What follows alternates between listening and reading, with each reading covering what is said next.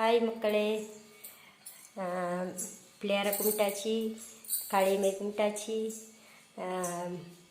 சந்தன மாதிரியை கும்பிட்டாச்சு. எங்களோட முருகர் குட்டி முருகர் தான். பார்க்கிங்களா?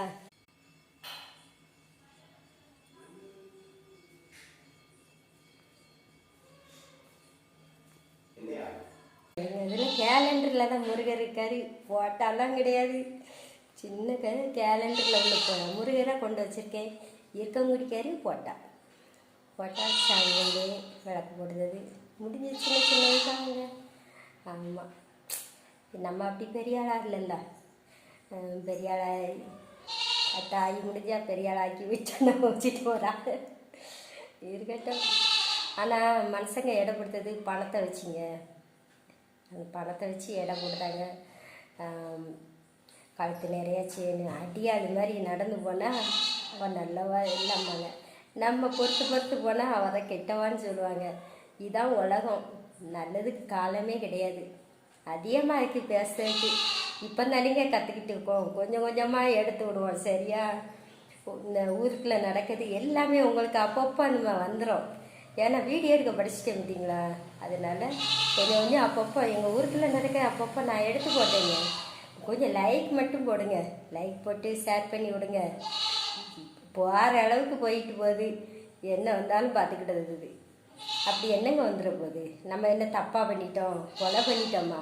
இல்லை, முடிஞ்ச அளவுக்கு போடுவோம். அடுத்தாள் சம்மதம் இல்லாமல் முகத்தை போட வேண்டாம். சும்மா ஏதாவது நம்மளுக்கு வாய்ட்ட பேசுறது கொட்டிக்கிட்டு இருக்கு. ஒரு சில பேர் நான் வீடியோ போடுறதே கண் கோளாறு விழுந்துட்டாங்க. கண் பட்டிட்டீங்களா? நீங்கள் போட்டவங்க எல்லாருமே பார்த்தவங்க 50 பேருமே கண் பட்டிட்டியே அப்படின்னு சொல்லி என் கூட இருந்தவங்க பேசுனாங்க. ஏன்னா அப்பப்போ நான் வீடியோ போட்டேன் பார்த்தீங்களா, பாத யாத்திரைக்கு. கண் பட்டிட்டியேன்னு பேசுனாங்க. அப்படி எப்படி கண்ணை பட்டியேன்னு தெரியலை. ஆனால் கொஞ்சம் சிறப்பாகவும் இருக்குது, அதிசயமாகவும் இருக்குது. கொஞ்சம் வைத்தறிச்சல். வேறு என்ன வீடியோ போடுதா அப்படிங்கிறது.